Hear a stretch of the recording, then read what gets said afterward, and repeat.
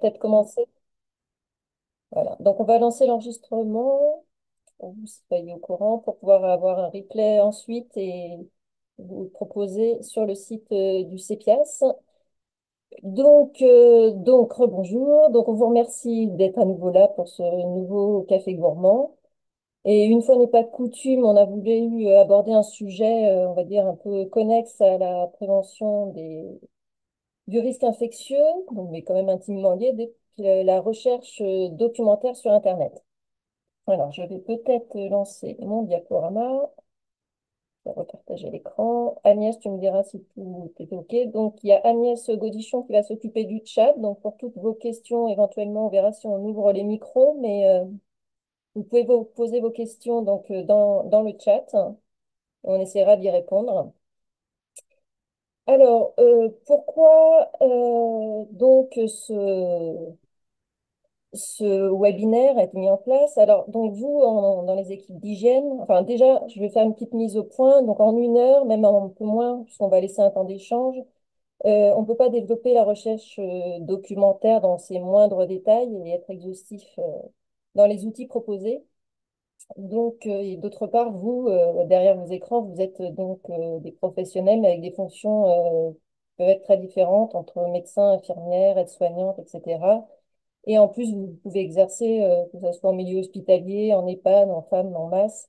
Donc, vos besoins ne sont pas les mêmes en recherche documentaire. Donc, il a fallu faire des choix. Donc, je vous préviens, voilà, tout de suite.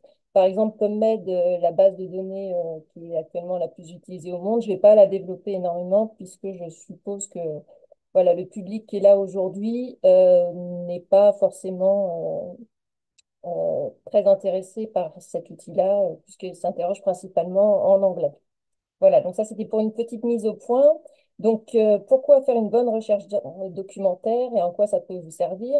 Donc vous, en tant que professionnel du risque infectieux, vous avez un rôle bien sûr primordial dans la diffusion des bonnes pratiques dans votre établissement, mais vous n'avez pas toujours tous les éléments en main pour, disons, décider ou en tout cas convaincre les professionnels qui vous entourent.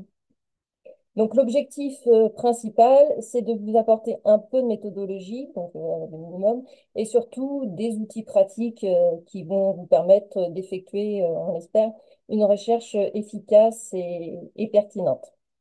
Voilà. Donc, dans le but, bien entendu, par exemple, vous pourrez normalement, après ce petit webinaire, vous tenir à jour sur les recommandations. Donc, je vous ai mis quelques points là.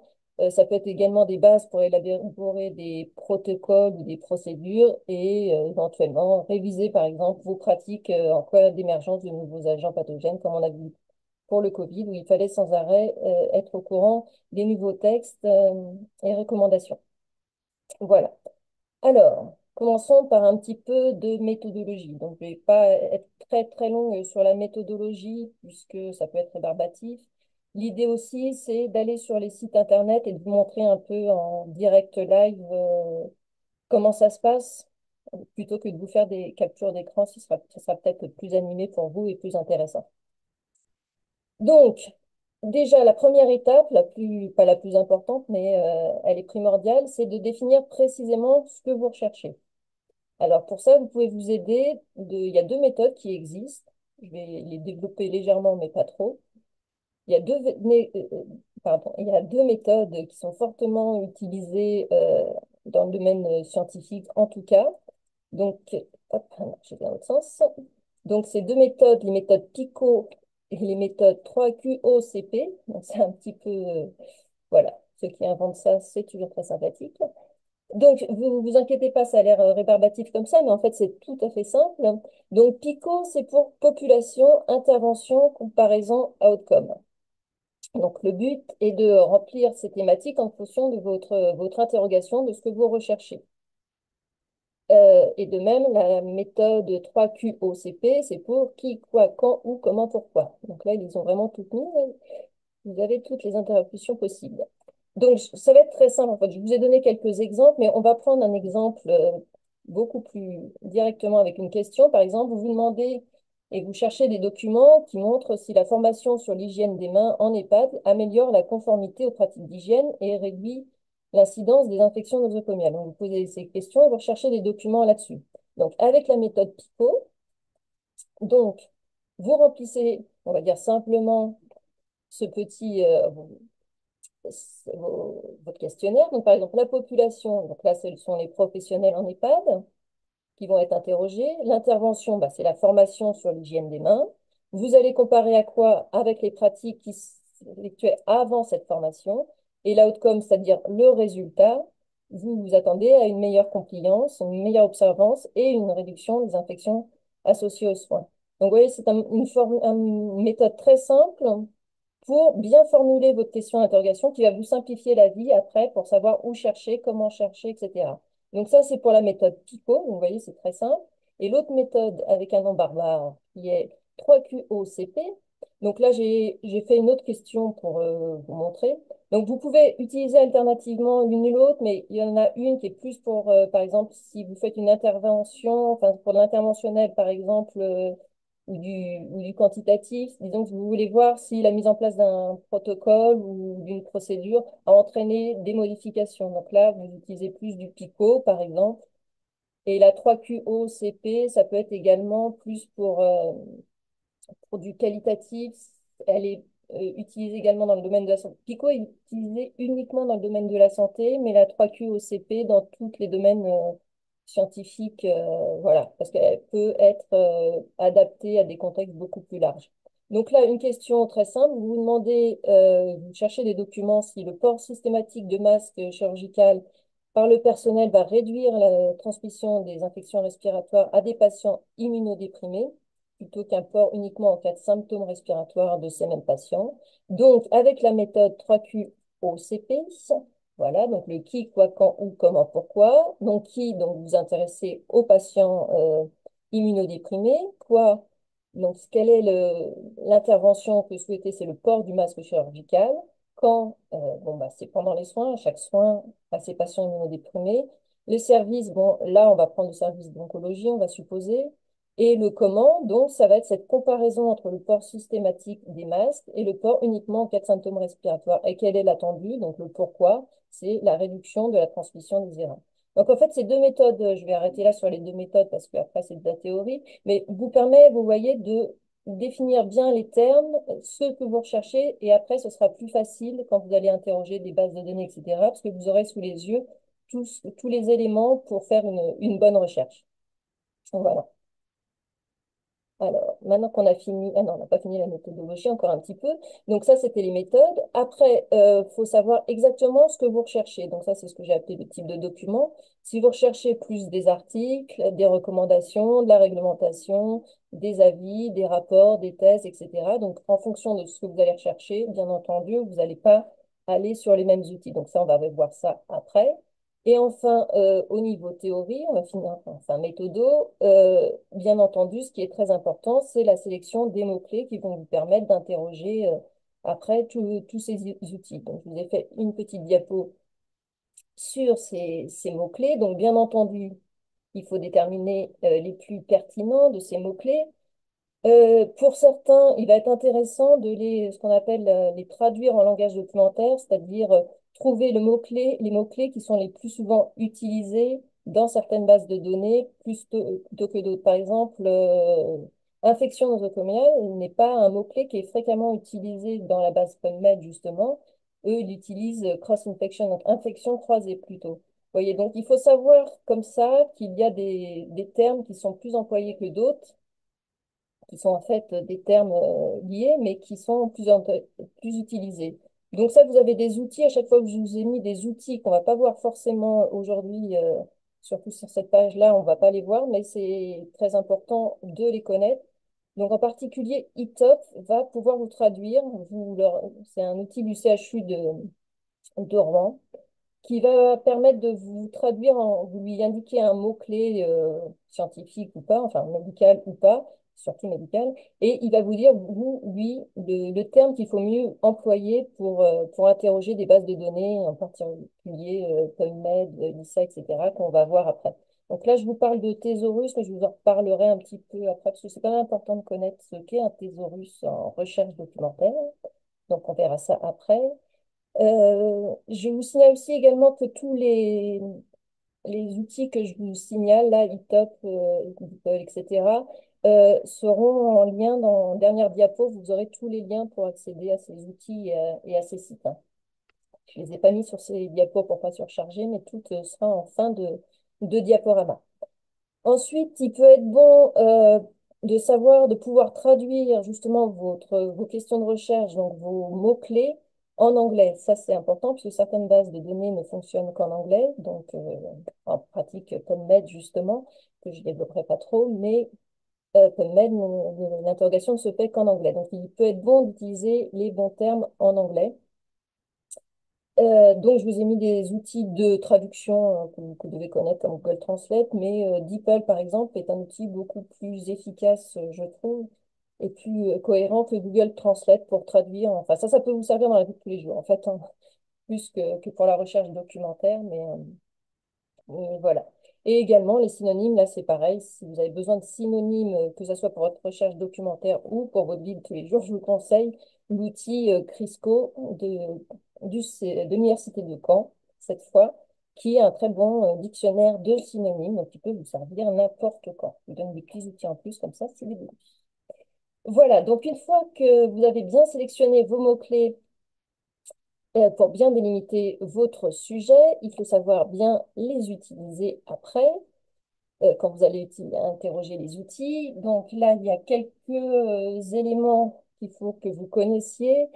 Donc, bien entendu, les opérateurs booléens. Donc, interroger souvent Internet, que ce soit Internet ou des bases de données. On parle souvent d'opérateurs booléens. Donc, je ne sais pas si vous savez tous ce que sont les opérateurs booléens. Vous savez, c'est ces mots et ou sauf. Enfin, c'est plus souvent en anglais qu'on les utilise, and, or ou not, qu'on utilise pour soit associer deux thèmes. Par exemple, si vous voulez que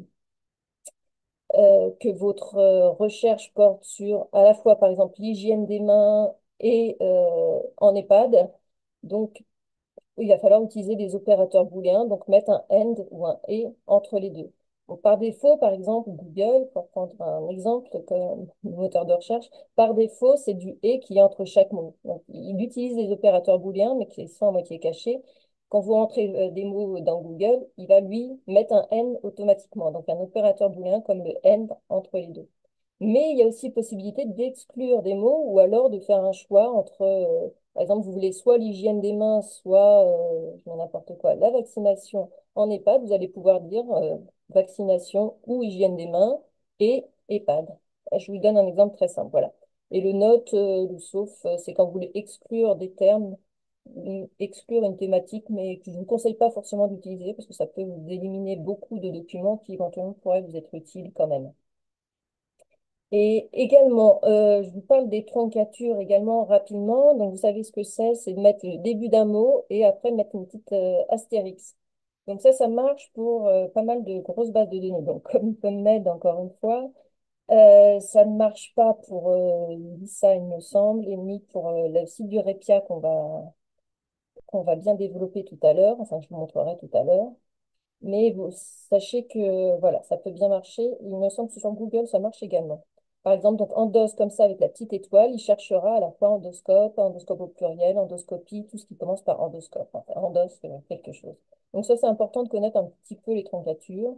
Et enfin, la dernière petite astuce, c'est l'utilisation des guillemets quand vous voulez une expression exacte. Quand vous voulez vraiment qu'ils recherchent cette expression sur ces outils qu'on va voir après. Donc là, je vous ai donné par exemple préparation cutanée de l'opéré. Donc, si vous tapez par exemple donc je prends Google parce que bon, on va pas le développer après, mais pour que vous le sachiez, ça marche très bien avec Google. Donc, si vous tapez préparation cutanée de l'opéré avec les guillemets sur Google, vous trouverez beaucoup moins de sites que si vous ne mettez pas de guillemets. Parce qu'il va pouvoir vous trouver, sans guillemets, il vous trouvera par exemple des pages internet où vous aurez préparation en haut de la page, cutanée à un autre endroit et opéré par exemple à un autre endroit. Mais vous n'aurez pas forcément la préparation cutanée d'opéré. Voilà, donc les guillemets, ça marche sur beaucoup de moteurs de recherche, sur beaucoup d'outils et de bases de données. Donc ça peut vous permettre de limiter encore les réponses que vous allez avoir et avoir des résultats plus pertinents. Donc là, voilà, on a fait le tour, il me semble, voilà, sur la méthodo, la pratique, hein. Maintenant, on va voir ça directement, donc en vous présentant quelques outils et ressources avec ces jolis petits outils jouets.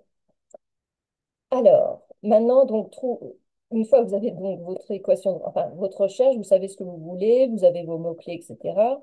Il va falloir localiser l'information.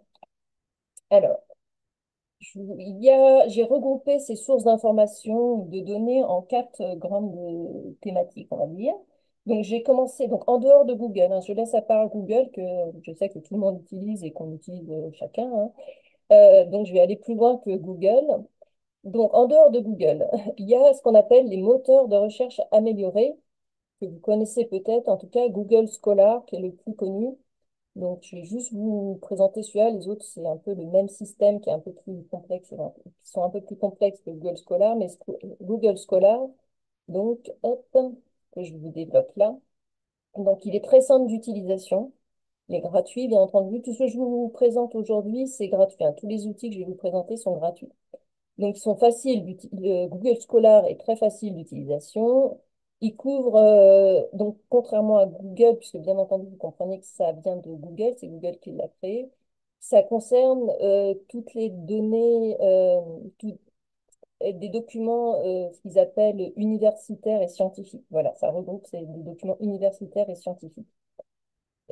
Donc là, ce qu'ils regroupent pour eux des articles, des thèses, des livres, des citations. Je vais vous prendre un exemple tout à l'heure, on va regarder rapidement. Vous pouvez l'interroger en français ou en anglais. Si vous l'interrogez en français, bien entendu, vous allez obtenir les documents français. Si vous l'interrogez en anglais, vous obtiendrez les documents en anglais.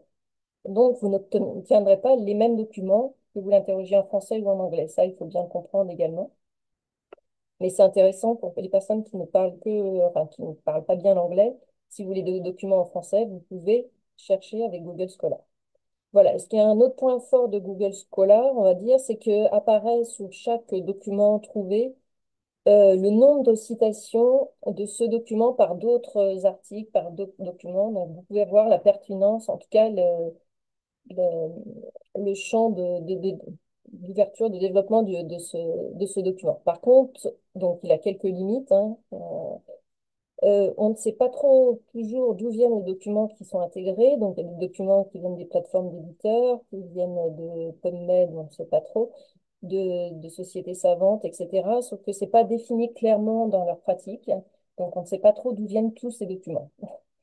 Ensuite, les résultats sont peu filtrables. Et surtout, des fois, on obtient des documents qui ne sont pas très pertinents, qui sont positionnés en haut, qui ne sont pas forcément très pertinents. Également, il n'y a pas de résumé. Pour avoir le résumé, il faut cliquer à chaque fois sur chaque document et partir sur le site associé. Donc ça, je vous montrerai. Donc, ce qu'il faut retenir, c'est que vous pouvez utiliser Google Scholar pour une recherche rapide, pour disons, un premier coup de sonde. Si vous pouvez trouver éventuellement ce que vous recherchez avec Google Scholar, autant l'utiliser. Donc, je vous ai mis deux autres moteurs de recherche euh, métamoteurs, comme on dit. Donc, il y a Semantic Scholar et Synapse, donc on ne va pas regarder. Euh, Juste pour info, Synapse, par exemple, se définit maintenant comme, enfin, sous leur logo, c'est marqué, nous sommes meilleurs que Google Scholar. Donc, c'est juste pour vous montrer qu'il y a une petite guerre entre chaque. Donc là, je vais juste tenter de vous montrer un petit peu Google Scholar, faire une étude, une recherche sur Google Scholar. Donc, je vais, hop, normalement, hop, je suis dessus. On tourne. Hop.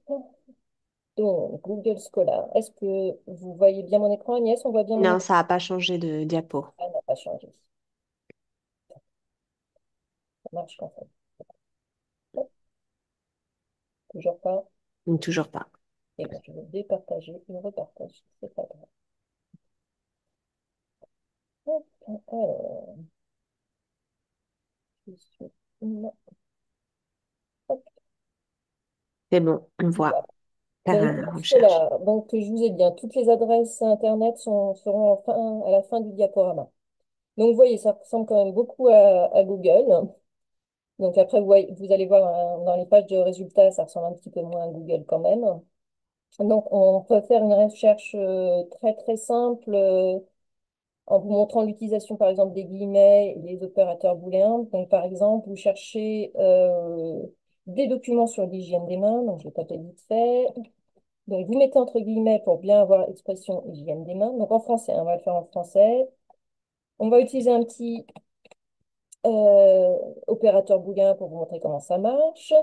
Donc, vous cherchez par exemple des documents sur la formation ou la sensibilisation à l'hygiène des mains et voir si ça a eu un impact sur l'observance, par exemple. Donc, on peut mettre une parenthèse, par exemple. Donc, hygiène des mains, information ou, on utilise un autre opérateur booléen, ou sensibilisation, on va dire un petit peu, pas tout à fait la même chose, mais quand même. Et observance, par exemple. Observance ou compliance, on ne sait jamais lequel utiliser. Donc, justement, on va mettre les deux. Je pense Hop, qu'il te manque une lettre dans sensibilisation. merci. Comme ça, tu trouveras mieux peut-être. Donc, compliance et observance, par exemple. Pareil pour compliance. Voilà. Donc, je vais aller trop vite pour gagner du temps. Donc, vous voyez comment ça fonctionne un petit peu. Donc, j'ai utilisé des guillemets parce que je veux exactement hygiène des mains. Donc ça sera valable hein, pour des autres moteurs de recherche que je vous montrerai tout à l'heure. Enfin, pas des moteurs de recherche, mais des bases de données.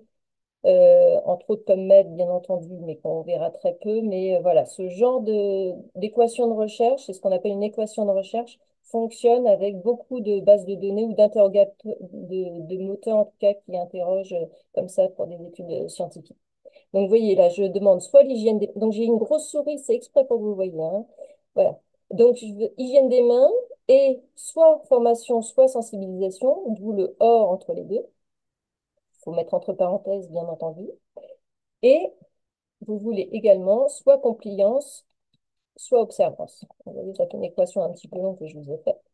Donc, Mais il te manque le R à formation. Parce que sinon, ta démonstration va échouer. merci Agnès. Tu m'évites. Voyons si j'ai pas Ah. encore oublié. Voilà. Donc, en faisant OK, donc vous voyez qu'il y a 1000 résultats. Donc, il vous a trouvé 1000 résultats avec hygiène des mains et soit formation, soit sensibilisation et soit compliance, soit observance. Donc, vous voyez comment ça se présente. C'est pas forcément très, très joli en plus Google Scholar. Vous avez donc le titre du document, les auteurs et éventuellement, c'est censé être par pertinence, hein. Vous voyez ici, en rouge, c'est par pertinence. Tout ce qui est en rouge, c'est la sélection actuelle. Donc, vous voyez, donc vous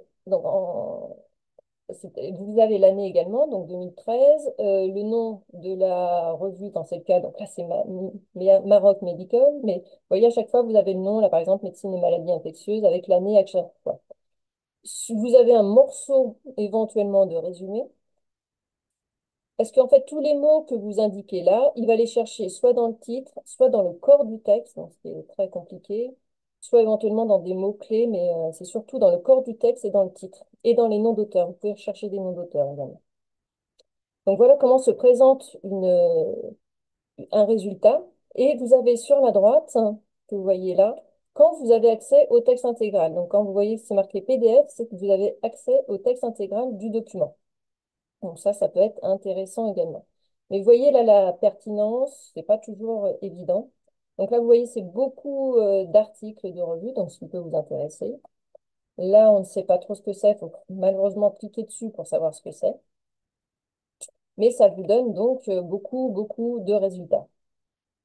Vous voyez, par exemple, avoir raison de la souillure, là, c'est un document paru dans Sciences sociales et santé, etc. Donc voilà, vous avez beaucoup de documents, vous voyez 1000 avec une équation de recherche comme ça. Donc vous avez moyen ici de d'ajouter des filtres. Il y a quand même quelques filtres disponibles avec Google Scholar. Donc vous voyez, vous pouvez réduire la date. Par exemple, demander uniquement, là vous voyez c'est date indifférente, donc en rouge le filtre actuel. Vous pouvez par exemple demander depuis 2020 seulement, donc les 5 dernières années. Donc vous allez voir, on passe à 314 résultats. Donc c'est déjà pas mal. Vous pouvez après donc retrier par date en lui donnant une période très spécifique.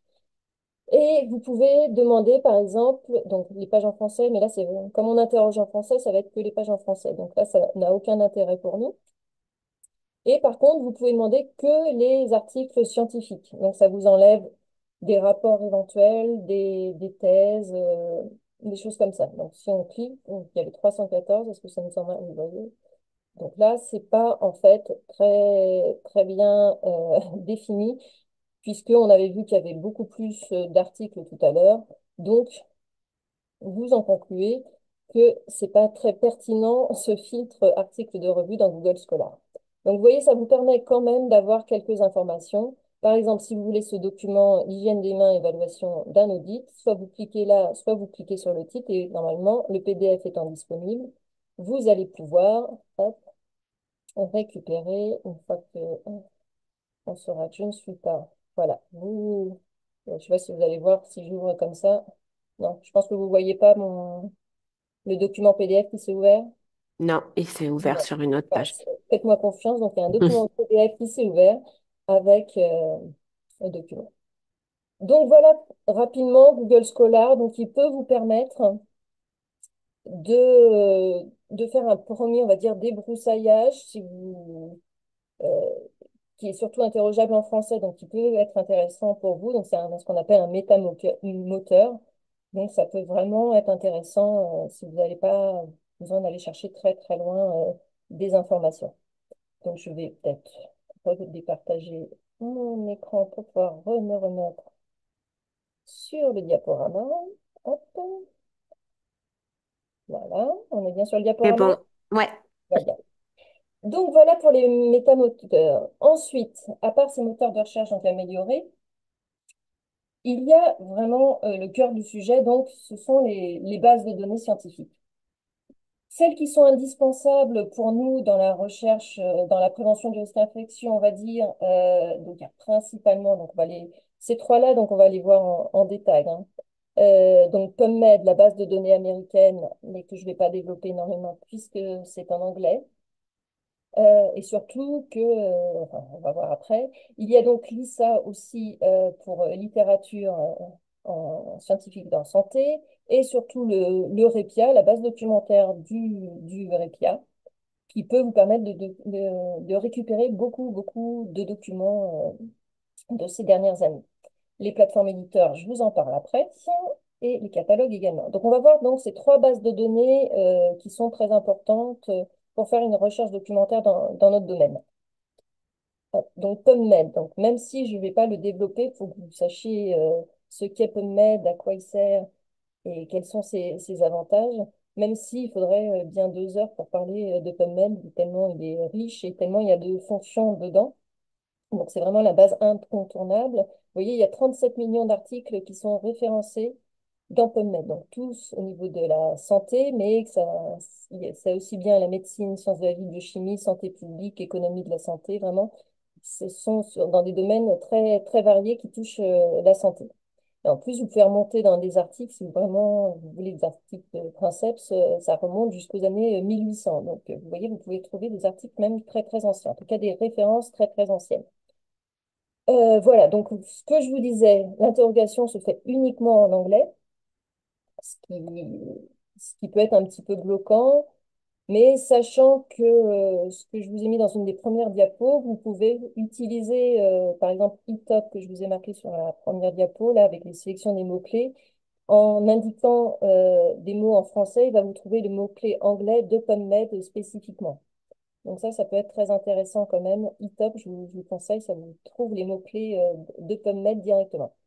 Alors, le moteur de recherche est très avancé. Vous avez souvent, enfin, quand ils existent, le lien vers le texte intégral. Après, comme beaucoup d'hôpitaux, enfin, pas tous, mais certains hôpitaux ou cliniques, les EHPAD, crains que non, mais sont reliés des fois, ont des abonnements, donc vous avez accès au texte intégral de certains articles.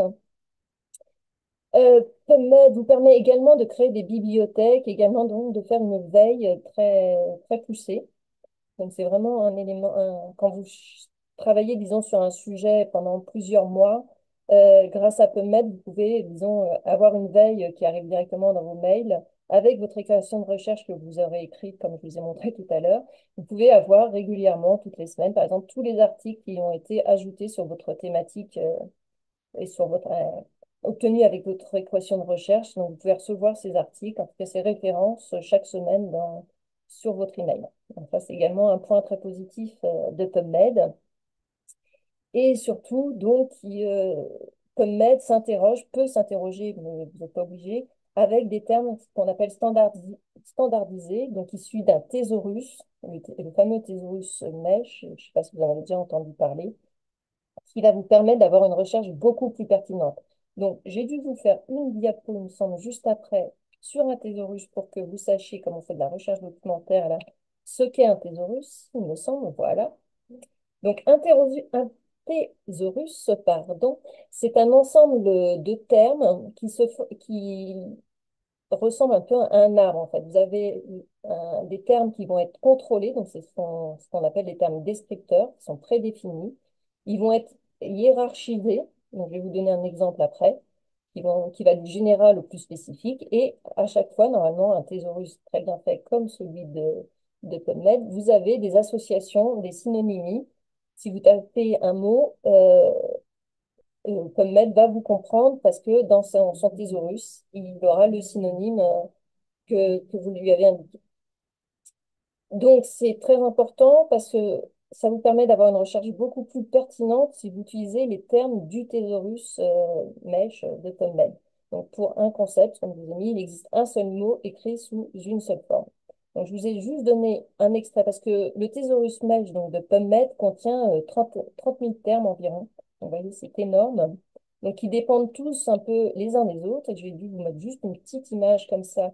Alors là, ça fait un petit peu sauvage, mais pour vous montrer que ça fonctionne par branche, en fait, et qu'à chaque fois, il y a un terme principal et un sous-terme à chaque fois.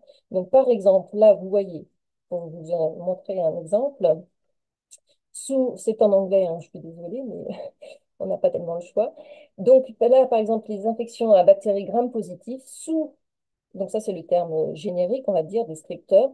Et sous ce terme, vous avez, par exemple, donc les infections à Mycobacterium, mais vous avez également les infections à Clostridium, les infections à Staph, etc.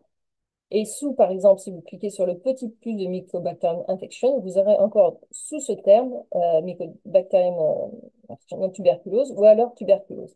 Ce qui veut dire, en fait, clairement, que si vous interrogez PubMed avec gram-positive bacterial infection, il va vous retrouver tous les articles qui auront été référencés avec tous les termes qui sont dessous.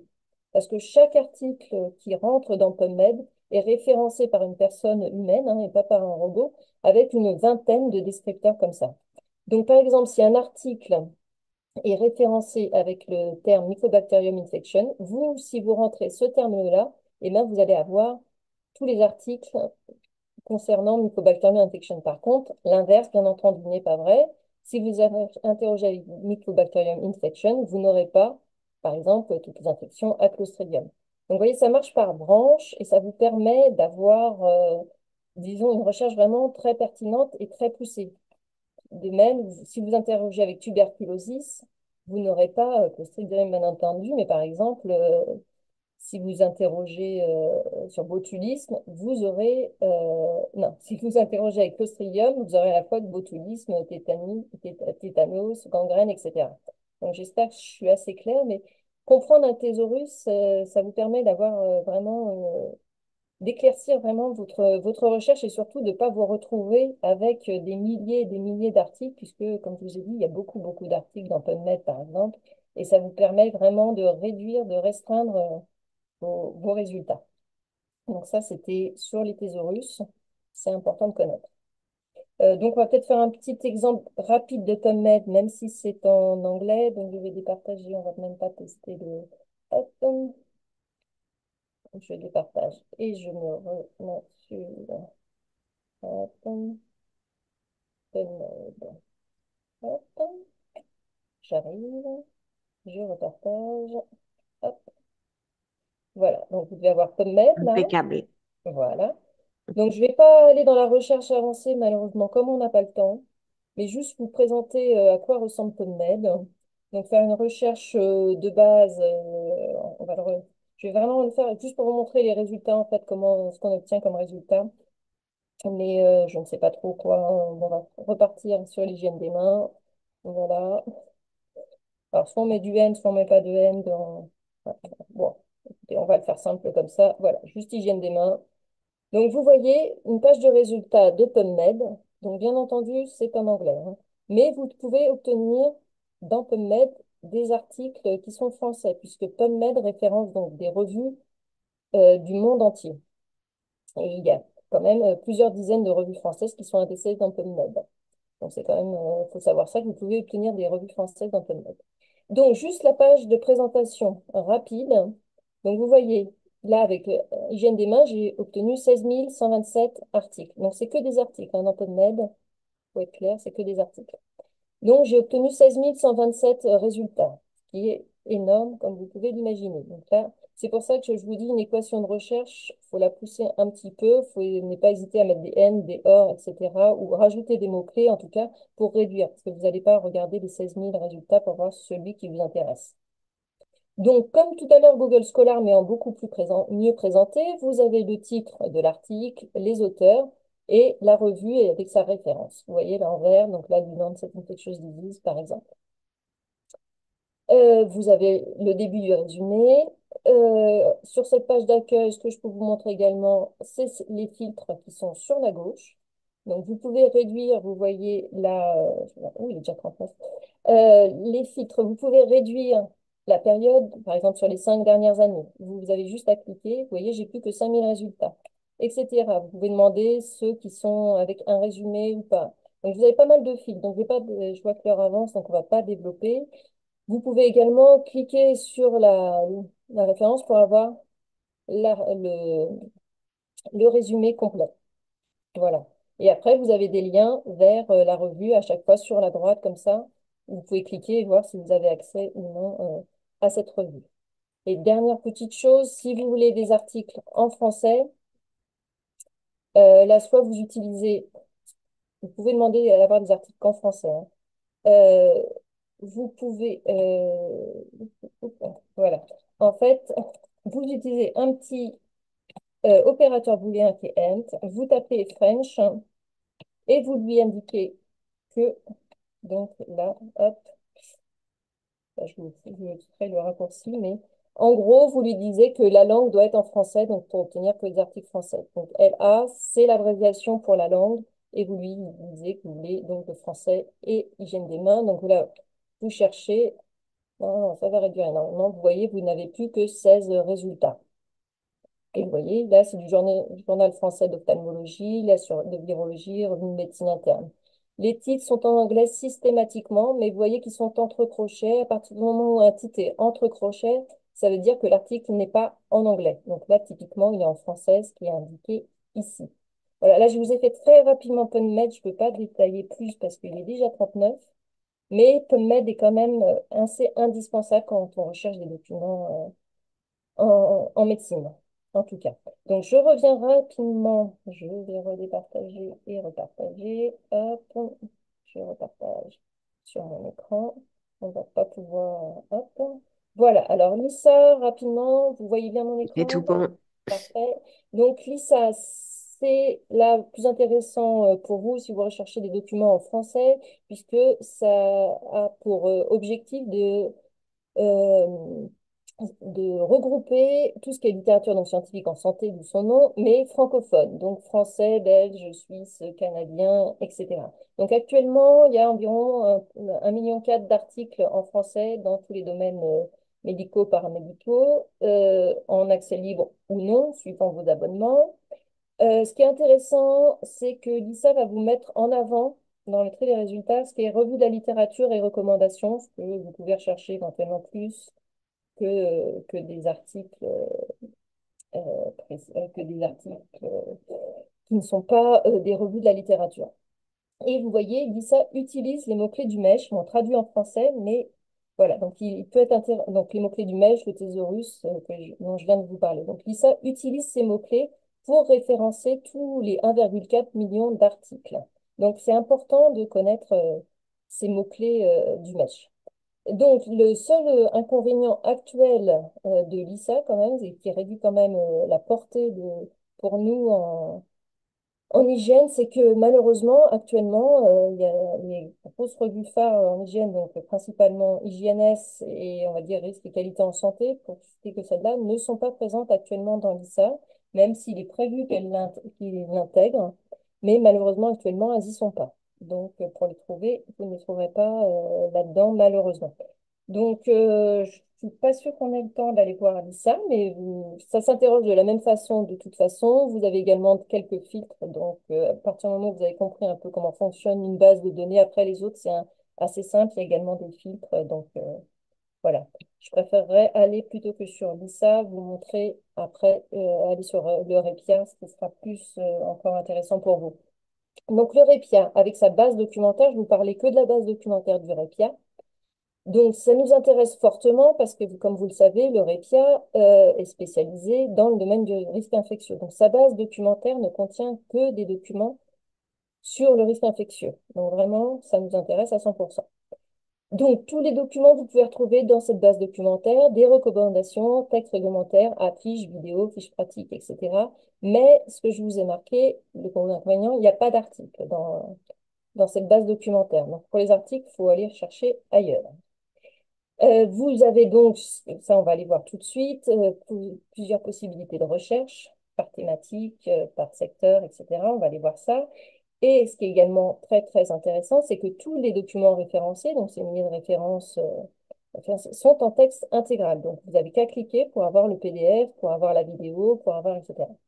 Donc on va aller voir ça rapidement parce que c'est important, je pense que si vous ne connaissez pas le site du Repia, hop, je départage rapide. Je repartage. Hop, hop. Donc, le répia, il doit être là.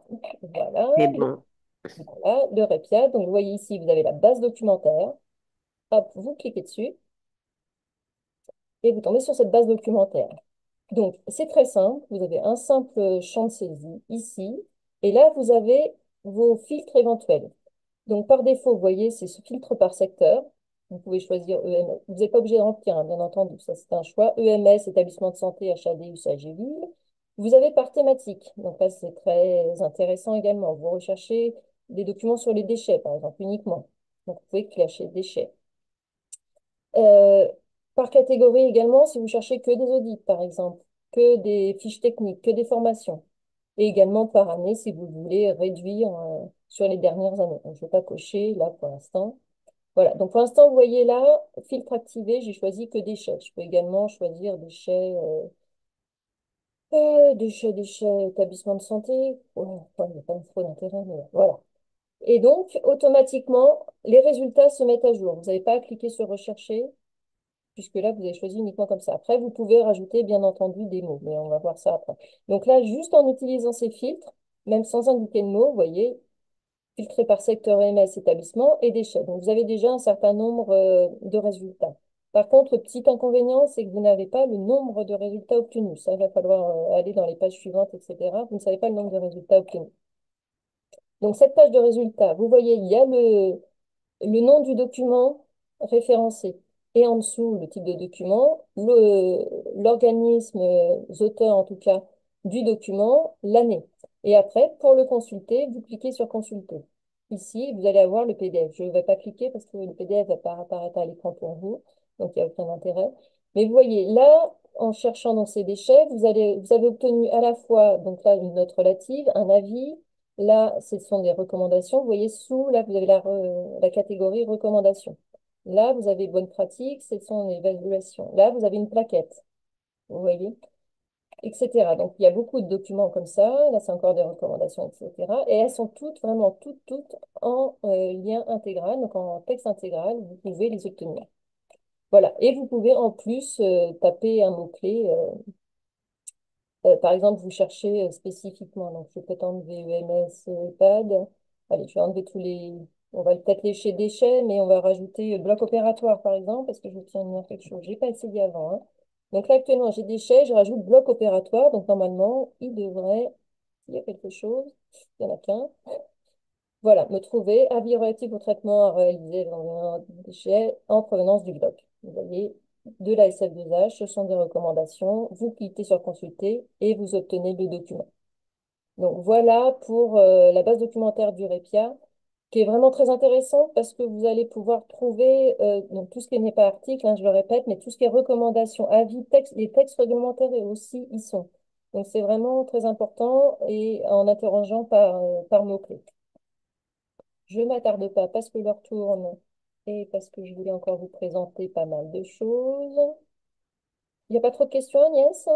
Non, non, il y a pas de Oh, question. c'est très gentil. Ça me Il y en modeste. a une, mais que je te poserai tout à l'heure. Ouais.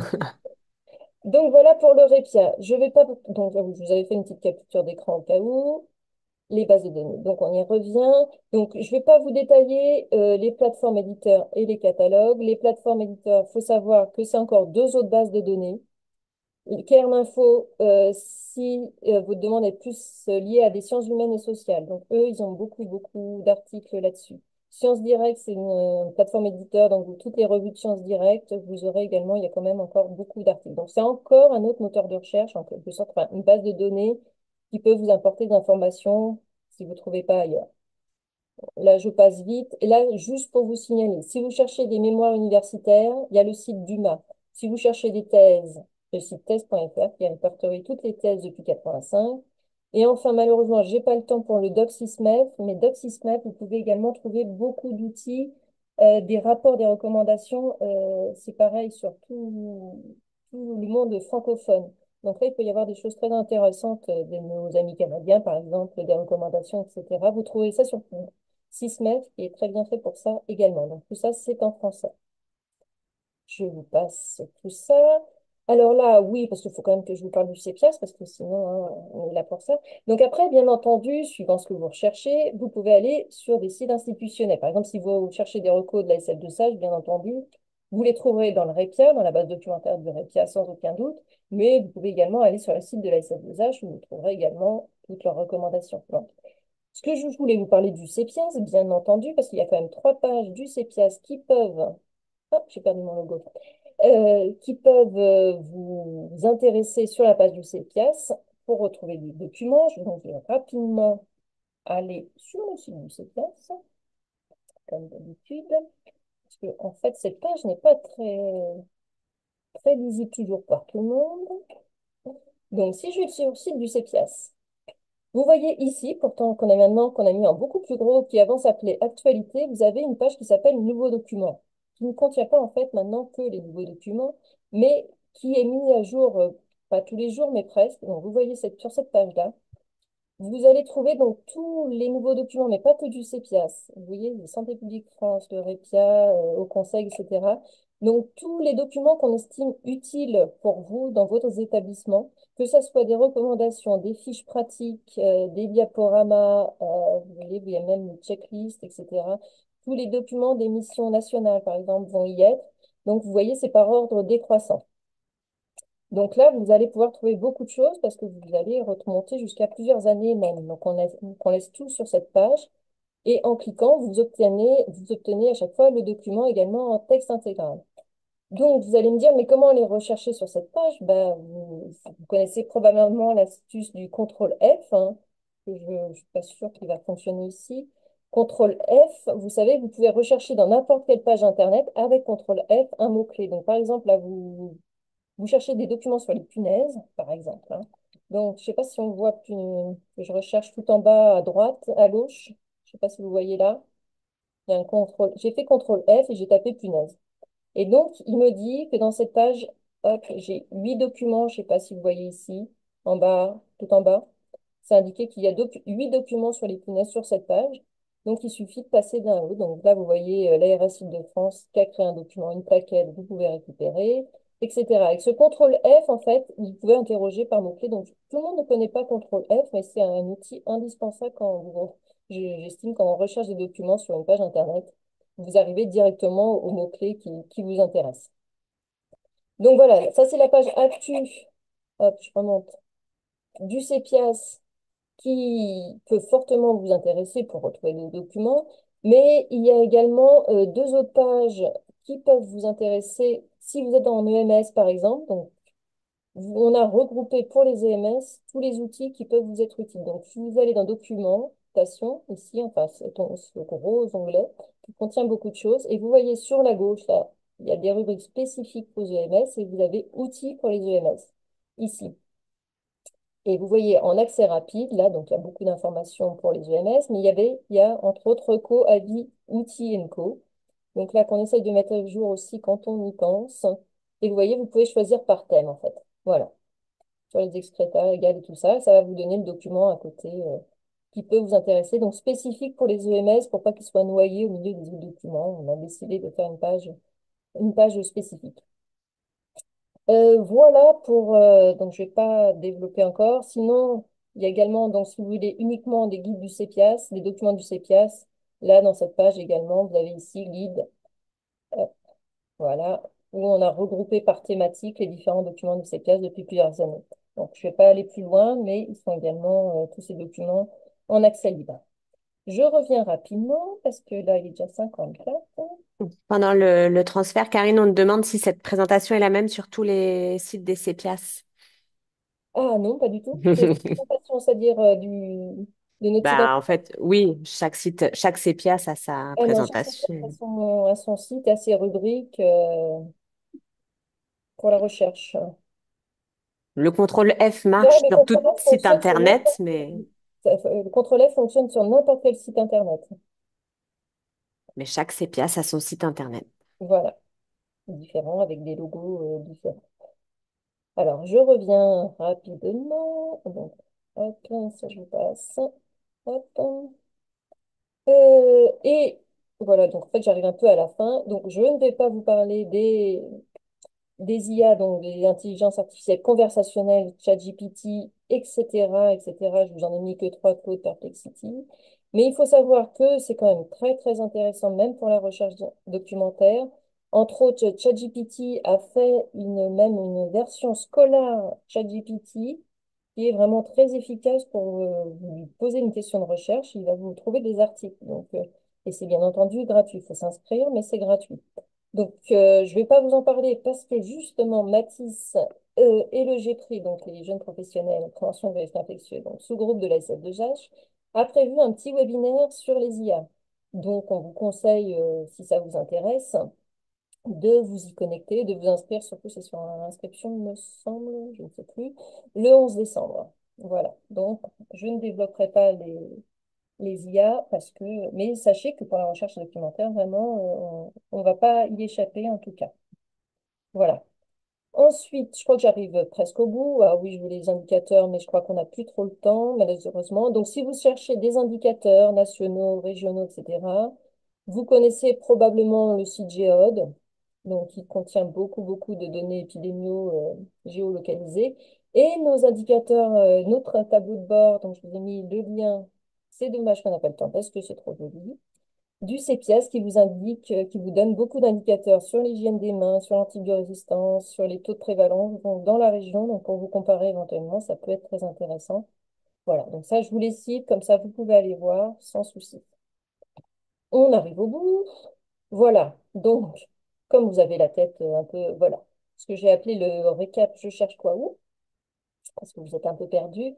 Donc, c'est une synthèse. Voilà, en gros, les articles scientifiques, si vous cherchez des articles scientifiques, vous allez sur PubMed, Lisa, Google Scholar pour débroussailler un peu tout ça, ou Scholar ChatGPT, j'ai pas eu le temps de vous en parler, mais qui peut être très utile. Vous recherchez plutôt des recommandations ou des rapports. Là, tout de suite, vous allez sur la base documentaire du REPIA, qui contient quand même beaucoup de choses. Vous allez sur notre site, c'est Pia Site de France. Dans les actualités, vous allez trouver SysMef, que j'ai pas eu le temps de développer, mais voilà. Des fiches pratiques, des vidéos, des fiches techniques, tout ça. Vous trouverez, comme je vous ai montré, sur le Répia, la base documentaire. Il y a également pas mal de documents d'affiches comme ça, de communication, en fait, de documents de communication. Il y en a pas mal sur le site du Répia, donc ça peut vous intéresser fortement. Et enfin, j'ai pas eu le temps parce que c'est pas très passionnant non plus et que pour vous montrer, c'est pas non plus très sexy. Mais si vous cherchez de la réglementation, vous allez donc le REPIA, comme je vous ai dit, référence normalement tous les arrêtés, les circulaires, etc., lois qui concernent en tout cas le risque infectieux. Donc vous trouverez dans la base documentaire du REPIA. Si vous ne trouvez pas, eh bien, il faut aller sur Légifrance, qui là vraiment vous aurez tout, tout, tout, tout, tout. Vous aurez même les codes de la santé publique, la jurisprudence, le journal officiel, tout est sur Légifrance. Le bulletin officiel, je vous l'ai indiqué, c'est pour les arrêtés qui ne sont pas tous, ou les circulaires qui ne sont pas tous publiés au JO. Donc, vous ne trouverez pas forcément sur Légifrance. Donc, il faut aller sur le site du bulletin officiel qui publie les arrêtés, etc. Donc voilà, ça c'est une petite récap de ce que je vous ai raconté un petit peu rapidement. Mais il faut dire qu'en 1 heure, pour faire tout ce qui est recherche documentaire, c'est un petit peu délicat. Je suis obligée de survoler. Voilà, voilà. Donc, je crois que c'était tout. Là, donc, je vous ai dit, je vous ai mis toutes les références. Il n'y aura qu'à cliquer. Et voilà. Et donc, normalement, je vous remercie. Si, malgré tout ça, vous ne trouvez pas ce que vous recherchez, je vous ai mis l'email de l'équipe appui du CPIAS. Vous pouvez nous poser, bien entendu, toutes les questions que vous le souhaitez, si vous n'arrivez pas à trouver, avoir réponse en tout cas à vos questions. Et bien entendu, on vous donne rendez-vous pour le prochain Café Gourmand le 19 septembre, où un sujet tout aussi important que la recherche documentaire, voire beaucoup plus, on va vous parler des nouvelles recommandations de la SFDH sur la transmission par voie respiratoire. Voilà, voilà, je crois que j'ai fini. On va voir s'il y a des questions. Hop. Merci Karine. Ouais, tu as quelques remerciements déjà. Côté questions, c'est plutôt une remarque. On nous signale que sur le site de la SF2H, tout n'est pas en accès libre. Oui, donc ça c'est vrai. Certaines recommandations ou avis sont disponibles que pour les adhérents pendant les premiers mois, je crois. Donc ça, forcément, on ne peut pas les reprendre et les mettre, nous, à disposition sur notre site internet. Ouais. Alors, suivant le document, c'est vrai, des fois, c'est quelques semaines d'embargo, donc pour les adhérents de la SF2H, donc il y a quelques semaines en général. En général, c'est pas plus de 1 mois ou deux, quoi. Faut patienter, mais c'est vrai que nous, on n'a pas le droit de mettre dans ces cas-là sur notre site internet le document quand il n'est pas accessible via le site de la SF2H, malheureusement, quoi. Donc peut-être que ça pose problème pour les nouvelles recommandations de transmission par voie respiratoire, mais tous les CEPIAS organisent des webinaires ou des cafés gourmands sur ce sujet avec les rédacteurs des recommandations. Donc vous pourrez vous informer là par ce biais en attendant d'avoir accès aux recos. Et il y avait une question plutôt en lien avec ta casquette webmaster.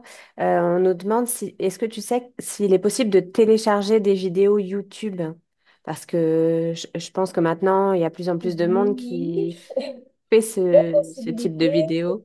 il y a possibilité, sauf que c'est plutôt illégal, il me semble, mais il y a en effet des petits plugins à ajouter à Firefox ou à Google Chrome qui permettent de télécharger Pour assez pouvoir récupérer la facilement vidéo. Ouais. la vidéo en elle-même ou alors même que le son de la vidéo. Donc oui, c'est tout à fait envisageable, sauf que voilà, on ne peut pas mettre de lien puisque c'est un peu illégal, mais c'est faisable. Moi, D'accord. je suis justement un petit peu sur Google, vous devriez pouvoir trouver l'information. Donc, pour le webinaire sur la transmission respiratoire, hein, je réponds un peu aux commentaires. Nous, il sera ouvert à tous ceux qui veulent se connecter, hein. C'est le prochain café gourmand de décembre. Et sinon, il y aura une intervention à la journée des infirmières aussi. Donc, si ça vous intéresse, n'hésitez pas à venir ou à vous connecter au café gourmand. Et voilà. Et normalement, on aura un expert du groupe de travail qui va rédiger le document qui sera présent à notre café gourmand.